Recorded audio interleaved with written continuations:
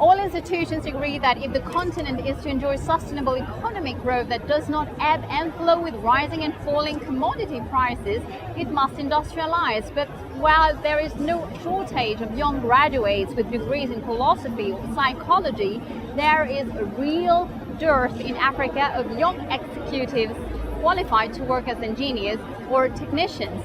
At its annual conference in Harare, ACBF, the African Capacity Building Foundation, sounded a wake-up call urging action to make up for the skills shortage. David Tombiano reports. With Agenda 2063 adopted unanimously by countries across Africa, the continent has set its sights high in the development stake. According to estimates by the Capacity Building Foundation, the continent needs 7.4 million engineers and 1.6 million researchers and scientists to implement the major projects on the drawing board over the next decade. In other words, capacity building is key. But the other element is also investing heavily in science, technology, engineering and mathematics so that we can change the balance that is tilted towards humanities and social sciences and law. Although these are important subjects, but if you want to industrialize and you want to transform, they do the economic transformation, you need to have these kinds of critical technical skills. Human resource requirements for skilled workers and specialists were first flagged up as a priority in the 1990s. At that time, many African nations were struggling economically and found themselves tied to structural adjustment programs, or SAPs. These were imposed on governments by the Bretton Woods system and entailed reforms, liberalization, and strict budget controls. It soon became apparent that while there was no shortage of capital for infrastructure projects, there was a severe shortage of skilled personnel to draw up technically viable projects. The ACBF was founded in 1992 to help the continent overcome this problem. This continent wants to move into higher growth trajectory.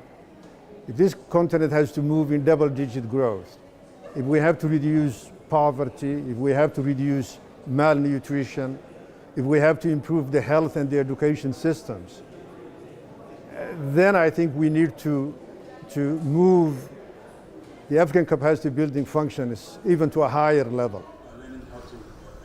Since it was founded 25 years ago, the Foundation has financed grant programs, upgraded financial skill levels, and provided extra training for members of Parliament to help countries develop coherent strategies. Not to mention coordinating these strategies and thrashing out details with technical and financial partners. To assist governments and regional institutions, the Foundation set up 33 research centres. The mission for these think tanks was to provide studies and analysis to shed light on choices being made at national levels. The ultimate goal of these investments was to provide qualified personnel and help create institutions capable of helping transform Africa. At the third Capacity Building Forum in Harare, the results were unanimously praised by government representatives, technical and financial partners, and researchers and economists on the continent. When you look at when we started operating as an institution, we were operating in a hyperinflationary environment. And we have done work that assisted government in stabilizing the economy. We have also done work that has improved the competitiveness of Zimbabwe. When we looked at a study like the cost drivers, we have done work that has assisted in the area of mining when we did the mining policy study. So we think our role has been to provide that support to policymakers to make evidence-based policies. Nous avons produit environ 80 études et rapports. We have drawn up 80 studies and reports. On a policy level, the government has always taken heed of our findings. Take, for example, the growth poles being set up.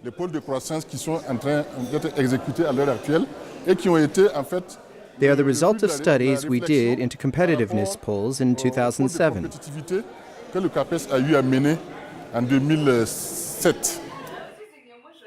But proper capacity building comes at a cost. Between 1992 and 2016, the ACBF invested over $1 billion with precious backing from a range of partners, including the World Bank, the UNDP, the AFDB, and the Bill and Melinda Gates Foundation. But there is still plenty to be done. This 5-year plan has 4 pillars.